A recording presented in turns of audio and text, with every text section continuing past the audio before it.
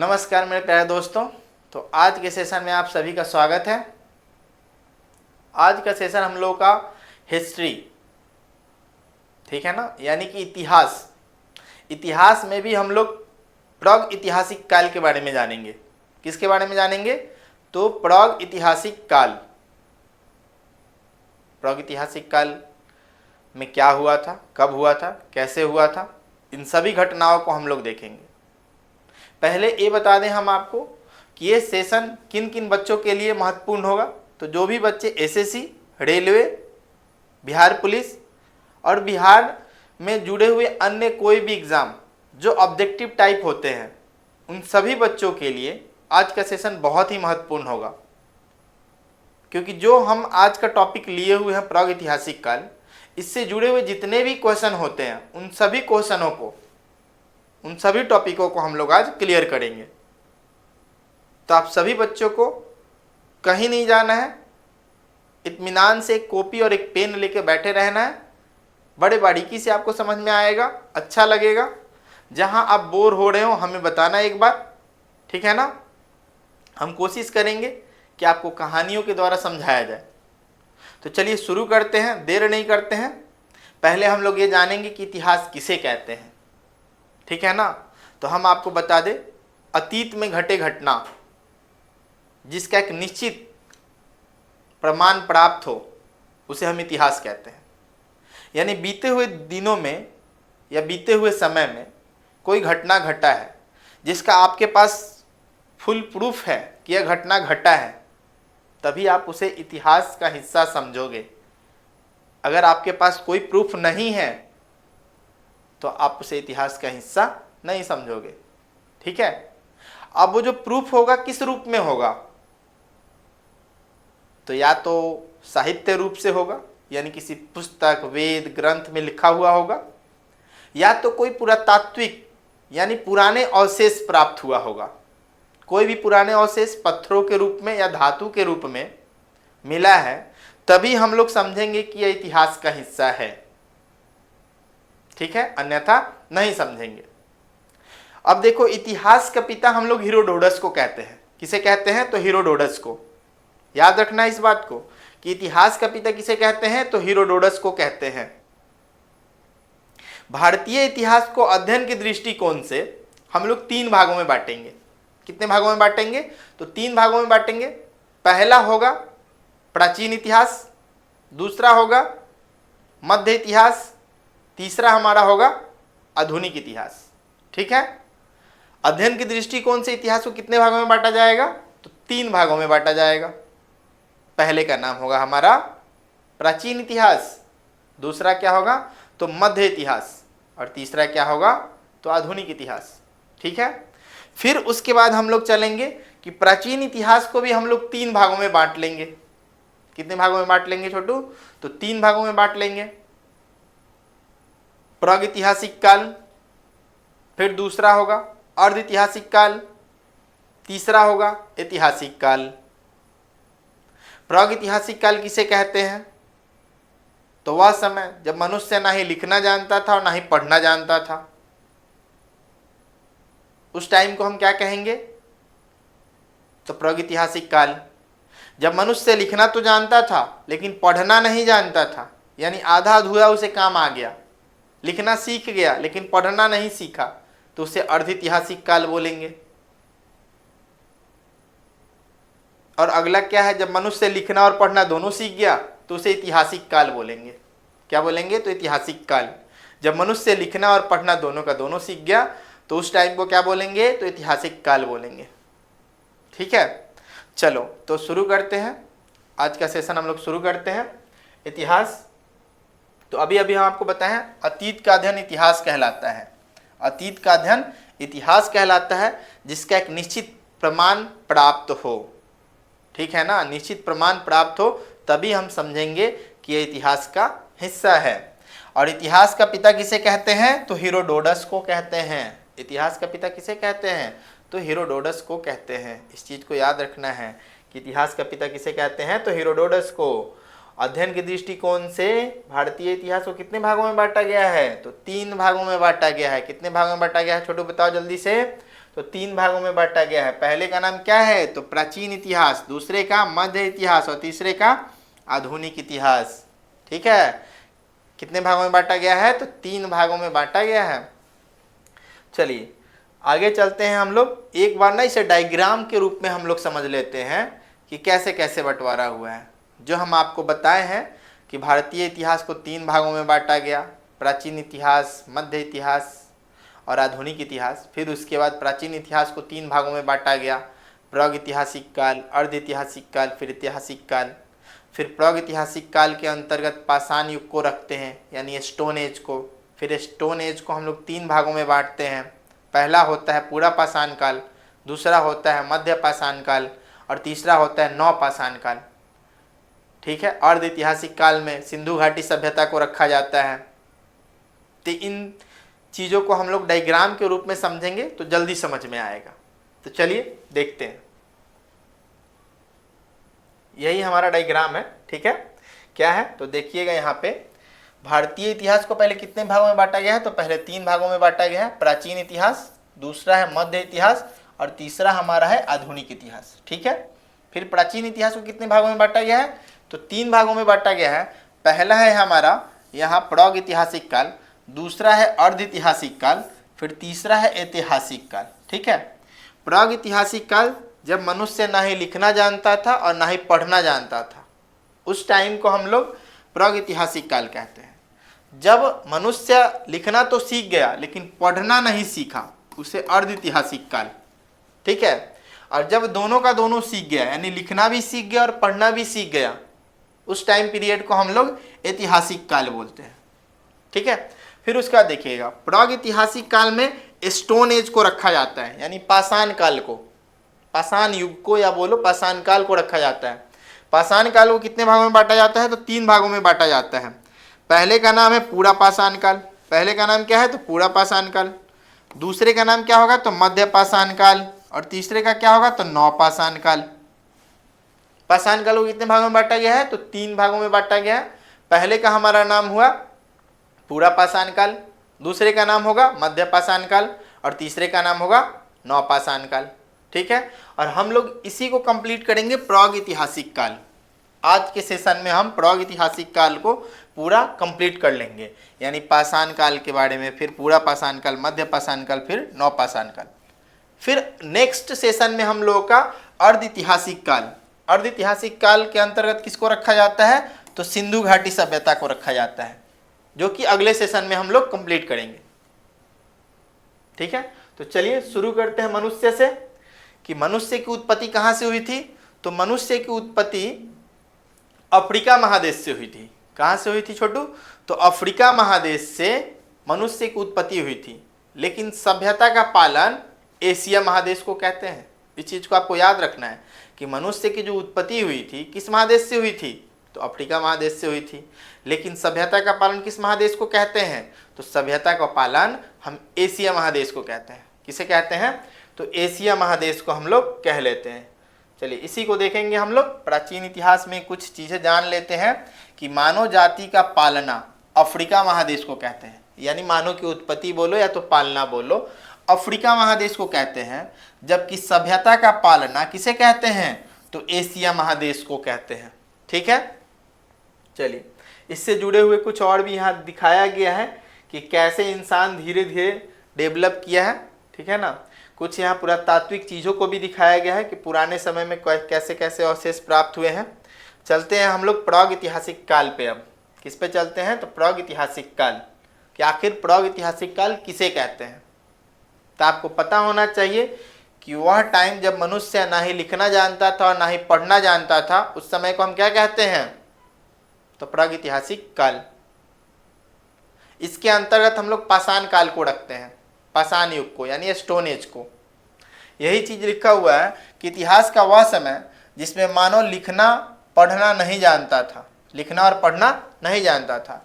इसकी जानकारी कहाँ से प्राप्त हुई है? तो पुरातात्विक साक्ष्य से। आपका कहना होगा कि सर ना ही वो लिखना जानता था ना ही पढ़ना जानता था, तो फिर उसके बारे में हम लोग कैसे जाने? तो उस दौरान कुछ पुरातात्विक साक्ष्य, उस समय के कुछ पुरातात्विक साक्ष्य अवशेष सिक्के या तो पत्थरों के रूप में हमें प्राप्त हुए हैं, उसी के जरिए हम उस काल के बारे में जानते हैं। ठीक है, चलिए आगे आते हैं, हम लोग देखते हैं अगला क्या है। तो हम अभी बताए हैं आपको कि पाषाण काल, प्रागैतिहासिक काल को हम पाषाण काल में बांटते हैं, स्टोन एज में। किस में बांटते हैं? स्टोन एज में। और स्टोन एज से ही पता चलता है कि यह वह समय है जब मनुष्य पत्थर के औजार बनाते थे। किसका औजार बनाते थे? तो पत्थर का, यानी ज़्यादातर अपने काम में उपयोग किए जाने वाले वस्तुओं में वो पत्थर इस्तेमाल कर लेते थे। क्या इस्तेमाल कर लेते थे? तो पत्थर यानी स्टोन। देखिए यहाँ पे पाषाण युग, वह समय जब मानव पत्थर के औजार एवं हथियार का उपयोग करते थे, उसे पाषाण काल बोला गया। क्या बोला गया? पाषाण काल। जब ज्यादातर वो पत्थर के औजार और हथियार का उपयोग करते थे, वह समय क्या कहलाया? तो पाषाण काल। पाषाण काल कहलाया। और पाषाण काल को हम लोग कितने भागों में बांटते हैं? तो पाषाण काल को हम लोग 3 भागों में बांट लेते हैं। उससे पहले हम लोग यहाँ एक देख लेते हैं रॉबर्ट ब्रूस फूट के बारे में। किसके बारे में? तो रॉबर्ट ब्रूस फूट है, एक व्यक्ति हैं जिनका नाम है रॉबर्ट ब्रूस फूट। देखिएगा यहाँ पे, यही है रॉबर्ट ब्रूस फूट। ठीक है, इन्हें पाषाण कालीन सभ्यता की खोज की थी। किस सभ्यता की खोज की थी? यानी स्टोन एज का, स्टोन एज सभ्यता का खोज किए थे। कौन? तो रॉबर्ट ब्रूस फूट पाषाण कालीन सभ्यता का खोज किए थे। कब किए थे? तो 1863 में किए थे। कब किए थे? तो 1863 में किए थे। कौन? तो रॉबर्ट ब्रूस फूट। किसकी खोज किए थे? तो स्टोन एज को, यानी पाषाण कालीन सभ्यता यानी पाषाण काल को। ठीक है, इसलिए इन्हें भारतीय प्रौग इतिहास का पिता कहते हैं। भारतीय प्रौग इतिहास का पिता किसे कहते हैं? तो रॉबर्ट ब्रूस फूट को। किसे कहते हैं? तो रॉबर्ट ब्रूस फूट को कहते हैं। ठीक है, और पाषाण काल की खोज है ना 1863 में किए हुए थे। इस चीज को भी आपको याद रखना है। और रॉबर्ट ब्रूस फूट एक क्या थे? तो भूभग्न वैज्ञानिक थे और पुरातात्विक विद भी थे। पुराने वस्तुओं को, पत्थरों को, सिक्कों को खोज के एक जगह रखने का, संभाल कर रखने का काम किया करते थे। कौन? तो रॉबर्ट ब्रूस फूट। ठीक है, तो इनके बारे में, इनसे जुड़े हुए कुछ टॉपिक थे जो कि हम लोग देखे अभी कि रॉबर्ट ब्रूस फूट भारत में सर्वप्रथम 1863 में रॉबर्ट ब्रूस फूट ने पाषाण कालीन सभ्यता की खोज की। इसीलिए इन्हें भारतीय प्रौग इतिहास का क्या कहते हैं? पिता कहते हैं। क्या कहते हैं? तो भारतीय प्रौग इतिहास का पिता कहते हैं। यह एक भूभग्न वैज्ञानिक एवं पुरातात्विक विद थे। तो इसे अच्छे तरीके से आपको देखना है। रॉबर्ट ब्रूस फूट के बारे में आपको जाना है कि रॉबर्ट ब्रूस फूट पाषाण कालीन सभ्यता की खोज किए थे। कब? 1863 में। रॉबर्ट ब्रूस फूट क्या थे? तो एक भूभग्न वैज्ञानिक एवं पुरातात्विक विद थे। ठीक है, इन्हें प्रौग इतिहास का पिता भी कहते हैं। याद हो गया होगा। चलो आगे चलते हैं, हम आगे चलते हैं पाषाण युग। पाषाण युग के बारे में कुछ और भी टॉपिक जुड़े हुए हैं कि धातु के आधार पर इसका नामकरण किसने किया था।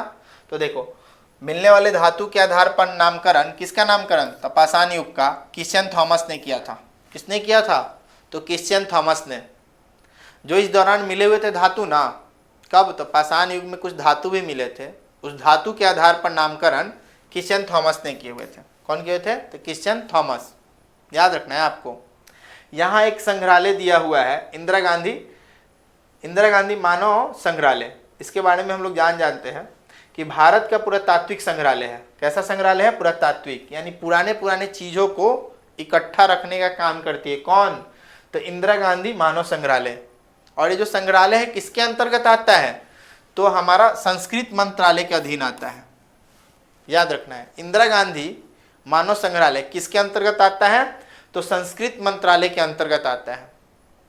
ठीक है, तो नेक्स्ट आगे चलते हैं। अगला एक हमारा अलेक्जेंडर कनिंघम है। इन्हें भारतीय पुरातात्विक का पिता भी कहते हैं, अलेक्जेंडर कनिंघम को। ठीक है, यहाँ इमेज देखो आप, यही है अलेक्जेंडर कनिंघम।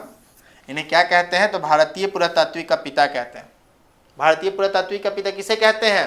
तो अलेक्जेंडर कनिंघम को कहते हैं। इस चीज को आपको याद रखना है कि भारतीय पुरातात्विक का पिता किसे कहते हैं? तो अलेक्जेंडर कनिंघम को कहते हैं। ठीक है, चलिए आगे चलते हैं हम लोग। अब हम लोग शुरू कर लेंगे पूरा पाषाण काल।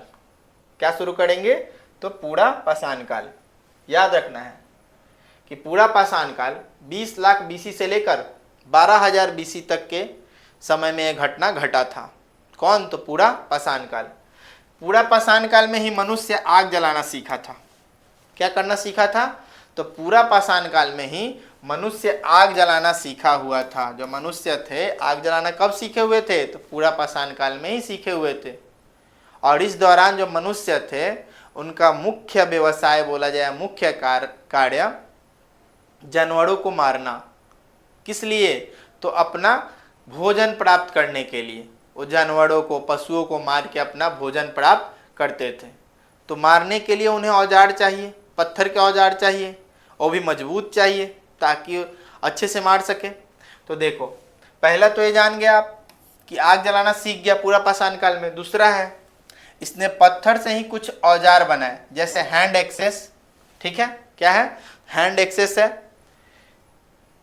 इलेनस, एस्केपर्स, इस तरीके का कुछ हथियार था जो पत्थर का बना हुआ नुकीला पार्ट्स था। ठीक है ना? तो याद रखना है कि इस दौरान कुछ पत्थर के औजार बने थे, हैंड एक्सेस थे, इलेक्स थे, एस्केपर्स थे। फिर याद रखना कि इस समय के मनुष्य कैसा हुआ करते थे? तो शिकारी हुआ करते थे। शिकारी थे तभी तो औजार बनाते थे और बड़े बड़े आकार का औजार बनाते थे। ठीक है ना? चलिए आगे देखिए। मनुष्य शिकारी थे, यानी वो मुख्य रूप से अपने भोजन के लिए किस पे आश्रित थे? तो जानवरों पे आश्रित थे, शिकार पे आश्रित थे। शिकार करते थे तब उन्हें भोजन प्राप्त होता था। ठीक है, तो शिकार को हम दूसरे भाषा में आखेट भी बोलते हैं। क्या बोलते हैं? तो आखेट। तो इस युग को आखेट युग के नाम से भी जाना जाता है। पूरा पाषाण काल को किस नाम से जाना जाता है? तो आखेट युग के नाम से भी जानते हैं। आखेट युग का मतलब शिकार करना। ठीक है ना? तो पूरा पाषाण काल को आखेट युग के नाम से भी जानते हैं, क्योंकि याद रखिएगा पूरा पाषाण काल में जो भोजन के लिए जो मनुष्य आश्रित थे वो शिकार पे आश्रित थे। शिकार करते थे तब उन्हें भोजन की प्राप्ति होती थी। ठीक है ना? और शिकार को दूसरे भाषा में हम लोग आखेट भी बोलते हैं, यानी पशुओं पक्षियों को मारना। अगला है, इस सभ्यता का मुख्य विशेषता क्या था? तो हिमावर्तन तथा अंतवृष्टि पूरा पाषाण काल की जलवायु की प्रमुख विशेषता थी। पूरा पाषाण काल की प्रमुख विशेषता क्या थी? तो हिमावर्तन तथा अंतवृष्टि। हिमावर्तन तथा अंतवृष्टि। ठीक है, अब बात आता है कि ये जो है पूरा पाषाण काल, इसकी जानकारी हमें कहाँ से प्राप्त होती है? तो याद रखिएगा बेलन नदी घाटी। कहाँ से? तो बेलन नदी घाटी से, फिर उसके बाद सोहन नदी घाटी से और नर्मदा नदी घाटी से हमें पूरा पाषाण काल की जानकारी प्राप्त होती है। ठीक है, किस काल की?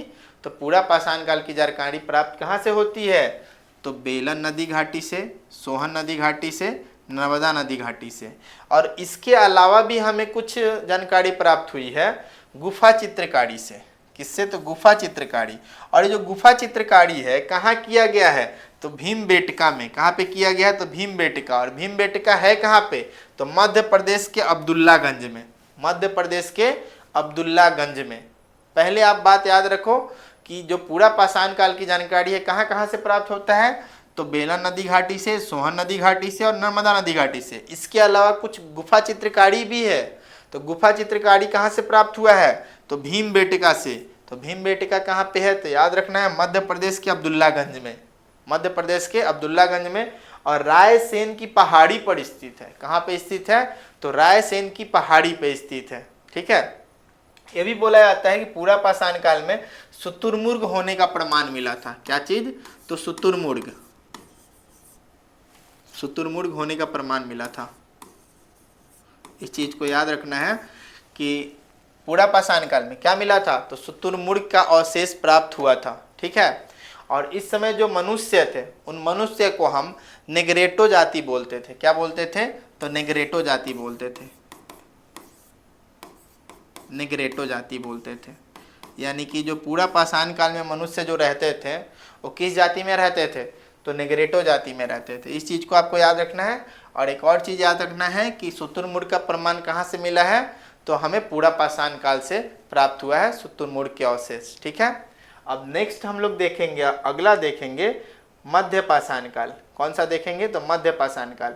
और मध्य पाषाण काल का जो समय है 12,000 BC से 10,000 BC तक, 12,000 BC से 10,000 BC तक के घटनाओं को हम लोग मध्य पाषाण काल के अंतर्गत रखते हैं। ठीक है, चलिए यहाँ देखिए, इस काल के बारे में सर्वप्रथम जानकारी कर्णसाइल ने दी थी। यानी मध्य पाषाण काल के बारे में जानकारी सबसे पहले किसने दी थी? कर्णसाइल ने। किसने दी थी? तो कर्णसाइल ने दी थी। और कब दी थी? तो 1867 में दी हुई थी। याद रखिएगा कि मध्य पाषाण काल की जानकारी सबसे पहले किसने दिया था? तो कर्णसाइल ने। किसने दी थी? तो कर्णसाइल ने दी हुई थी। और कब दी हुई थी? तो 1867 में मध्य पाषाण काल की जानकारी।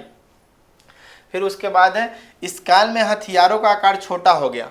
जो पूरा पाषाण काल में पत्थरों के बने हुए हथियार जो बड़े बड़े थे, उनका आकार मध्य पाषाण काल में क्या हो गया? तो छोटा हो गया। उन छोटे हथियारों को क्या बोला गया? तो माइक्रोलिथ। क्या बोला गया? तो माइक्रोलिथ बोला गया। पूरा पाषाण काल में जो हथियार थे बड़े बड़े आकार के थे, मनुष्य को चलाने में दिक्कत हो रहा था। मध्य पाषाण काल आते आते हथियारों का आकार क्या हो गया? छोटा हो गया। उन छोटे हथियारों को क्या बोला गया? तो उन छोटे औजारों को हम लोग माइक्रोलिथ बोले। ठीक है, इसी समय मनुष्य ने पशु पालने की शुरुआत की। किसकी शुरुआत कर ली? तो पशु पालन की शुरुआत कर ली। और सबसे पहले कुत्ते को पालतू बनाया था। किसको पालतू बनाया था? तो कुत्ते को पालतू बनाया था। इस चीज को आपको याद रखना है कि मनुष्य ने सबसे पहले पालतू किस जानवर को बनाया था? तो कुत्ते को बनाया हुआ था। ठीक है, अब यहाँ पे देखिएगा, इस काल में पालतू बनाने का प्रथम साक्ष्य, यानी जानवरों का, जो जानवरों को पालतू बनाया हुआ था, उसका प्रथम साक्ष्य, पहला जो साक्ष्य है आदमगढ़, जो कि मध्य प्रदेश में स्थित है। कहाँ पे स्थित है? तो मध्य प्रदेश में। और दूसरा है बंगड़ू, जो राजस्थान में स्थित है। इन्हीं दो स्थानों से हमें प्राप्त हुआ है कि मध्य पाषाण काल में मनुष्य पशु को पालना शुरू कर दिए थे। ठीक है, फिर देखना, इसी काल में मानव के अस्थि पंजा, इसी काल में मतलब मध्य पाषाण काल में मानव के अस्थि पंजा का सबसे पहला अवशेष प्रतापगढ़, और प्रतापगढ़ के सरायनाहड़, तथा दूसरा है महंदा। कहाँ से? तो महंदा से प्राप्त हुआ था। ठीक है, चलिए आगे हम देख लेते हैं। इसमें और भी कुछ एक दो टॉपिक हैं कि इस समय जो हथियार का यूज किया जाता था, उसमें कौन से पत्थर का यूज किया था? तो जैसफर, फिर चट। ठीक, इन्हीं पत्थरों का इस्तेमाल किया जाता था। और इन पत्थरों से बने औजार को हम लोग फलक बोलते थे। क्या बोलते थे? तो फलक। याद रखना है, फलक बोलते थे। जो जैसफर, चट पत्थर जो थे ना, इनसे जो औजार बनते थे, इन औजारों को क्या नाम दिया गया? तो फलक नाम दिया गया। कौन से काल में? तो आपका मध्य पाषाण काल में। ठीक है, तो इससे जुड़े हुए जो भी क्वेश्चन थे हम लोग कंप्लीट किए। चलिए नेक्स्ट हम लोग चलते हैं नौ पाषाण काल। और नौ पाषाण काल की जो घटना है 10,000 BC से 25,000 BC तक के समय को हम नौ पाषाण काल के अंतर्गत रखते हैं। कब से कब तक के समय को? तो 10,000 BC से 25,000 BC तक के समय को हम किस काल में रखते हैं? तो नौ पाषाण काल में रखते हैं। तो नौ पाषाण काल के बारे में हम लोग जानते हैं। चलिए देखिए, नौ पाषाण काल यानी इस काल के बारे में सर्वप्रथम जानकारी किसने दिया था? तो सर जॉन लुबाक ने। किसने दी हुई थी? तो सर जॉन लुबाक थे, जो 1865 में, कब दिए हुए थे? तो 1865 में जानकारी दिए हुए थे नौ पाषाण काल के बारे में। ये जो सर जॉन लुबाक हैं, इन्होंने 1865 में हमें नौ पाषाण काल के बारे में बताए हुए थे। ठीक है, इस काल में मानव अस्थायी आवास बना लिए। अस्थायी आवास का मतलब एक जगह रहना शुरू कर दिए। तो फिक्स है, जब एक जगह रहना शुरू करेंगे तो खेतीबाड़ी शुरू करेंगे, और खेतीबाड़ी शुरू करेंगे तो आवास बनेगा उनका। ठीक है ना, आवास बनेंगे तो और भी बहुत सारा काम शुरू हो जाएगा। चलो देख लेते हैं। इस काल में मानव ने अस्थायी आवास बना लिया, यानी एक जगह रहना शुरू किया तो घर वगैरह बनाएंगे, और साथ ही कृषि भी आरंभ कर दी, यानी खेती बाड़ी भी शुरू कर दी। कोई व्यक्ति एक जगह पर रहना शुरू करता है तो कुछ ना कुछ फसल उपजाना शुरू करता है। पहले तो अपना घर बनाता है, घर बनाने के बाद कुछ खेती बाड़ी भी शुरू कर देता है। तो नौ पाषाण काल में मनुष्य एक जगह यानी अस्थायी जीवन व्यतीत किया। अस्थायी जीवन व्यतीत किया इसका अर्थ है कि घर बनाना शुरू किया, और घर बनाना शुरू किया इसका अर्थ है कि वो खेती बाड़ी भी शुरू किया होगा। तो इस लाइन को एक बार देखते हैं कि इस काल में मानव ने अस्थायी आवास बना लिया और साथ में कृषि भी आरंभ कर दिया। जो कृषि का साक्ष्य है हमें कहाँ से मिला है, तो बलूचिस्तान से। कहाँ से मिला है, तो बलूचिस्तान का एक मेहरगढ़, ठीक, मेहरगढ़ जगह है जो वर्तमान में पाकिस्तान में पड़ता है। कहाँ पे पड़ता है, यानी पाक यानी पाकिस्तान में। बलूचिस्तान के मेहरगढ़ में, मेहरगढ़ से हमें कृषि के साक्ष्य मिले हैं। किसके साक्ष्य मिले हैं, तो कृषि के। और कृषि के रूप में कौन कौन सा अनाज, तो गेहूं और कपास। गेहूं और कपास का साक्ष्य मिला था नवपाषाण काल में। जो हमें अनाज का साक्ष्य मिला था कहाँ से, तो देखो बलूचिस्तान के मेहरगढ़ से, बलूचिस्तान के मेहरगढ़ से। और मेहरगढ़ वर्तमान में कहाँ पे है, तो पाकिस्तान में स्थित है। क्लियर है सभी को। चलिए आगे देखते हैं। चावल की खेती भी कुछ अवशेष मिले हैं, यानी कि नवपाषाण काल में ना चावल का भी साक्ष्य प्राप्त हुआ है। कहाँ से, तो इलाहाबाद के कोल्डीहावा से। इलाहाबाद के कोल्डीहावा से हमें चावल के भी साक्ष्य मिले हैं कि नवपाषाण काल में चावल का भी खेती होता था। और ये कहाँ से हमें प्राप्त हुआ है, तो इलाहाबाद के कोल्डीहावा से। चलिए अगला थोड़ा सा देख लेते हैं हम लोग कि मानव ने इस काल में पहिया तथा मनका की खोज की। पहिया यानी एक जगह से दूसरी जगह जाने के लिए हम पहिए के सहारे ही गाड़ी वगैरह बना ले, ठीक है ना, घोड़ा गाड़ी या तो बैलगाड़ी, कोई भी पशु के सहारे हम एक जगह से दूसरे जगह जाते थे जो सामान को ट्रेवल करने में हमें सहायता करता था। उनमें पहियों की आवश्यकता होती थी। किनकी आवश्यकता होती थी, पहिया, ठीक है ना, यानी चक्का जो हम लोग बोलते हैं। तो याद रखिएगा मानव ने इस काल में किसकी आविष्कार कर ली, पहिए का और मन का। मन का यानी घड़े का खोज कर लिया। कौन से काल में, तो नवपाषाण काल में। नवपाषाण काल में मनुष्य ने पहिया और मनके का खोज कर लिया। फिर उसके बाद देखिएगा आप कि मैसूर के पास सकन कल्लू नामक, मैसूर के पास, ठीक है, मैसूर हमारा कर्नाटक में स्थित है। कहाँ पे स्थित है, तो कर्नाटक में मैसूर के पास सकन कल्लू नामक नवपाषाण कालीन पुरास्थल से, नवपाषाण कालीन पुरास्थल से राख के टीले प्राप्त हुए हैं। राख के टीले यानी बहुत ज़्यादा राख का टीला, राख का ढेर लगा हुआ है। कहाँ पे, तो कर्नाटक में एक जगह है मैसूर के पास में है, सकन कल्लू नामक स्थान। कौन सा स्थान, तो सकन कल्लू नामक स्थान से, ठीक है ना, राख का टीला मिला है। और ये टीला कब का है, तो नवपाषाण काल का है, ठीक है। अगला है जम्मू कश्मीर के बुर्ज होम से। कहाँ से, तो जम्मू कश्मीर के बुर्ज होम से। याद रखिएगा जम्मू कश्मीर का बुर्ज होम से नामक स्थान से मानव के गड्ढे खोद कर निवास करना, यानी मानव गड्ढे खोद कर रहता था, जमीन में कुछ गड्ढे बना के रहता था। कहाँ पे, तो जम्मू कश्मीर के बुर्ज होम से मानव के गड्ढे खोद कर निवास करने, तो साथ में कंकाल, साथ में क्या चीज, तो कंकाल एवं कुत्ते की हड्डियों का साक्ष्य मिला है। कुत्ते की हड्डी, मनुष्य का कंकाल और कुत्ते का हड्डी का साक्ष्य कहाँ से मिला है, तो जम्मू कश्मीर के बुर्ज होम से मिला है, ठीक है। कब, तो नवपाषाण काल में। इस तरीके से आज के सेशन में हम लोग प्राग ऐतिहासिक काल को कंप्लीट किए हैं, ठीक है। तो कंप्लीट वीडियो को देखिए। फिर से हम लोग अगले सेशन में अर्ध ऐतिहासिक काल यानी सिंधु घाटी सभ्यता को कंप्लीट रूप से लेके आएंगे, ठीक है। तो अच्छे तरीके से तैयारी कीजिए। आपकी तैयारी ज़बरदस्त होनी चाहिए। आने वाले जो भी गवर्नमेंट जॉब है उसमें आपको सफलता मिले। चलिए अच्छा है, फिर से हम लोग अगले सेशन में मिलते हैं।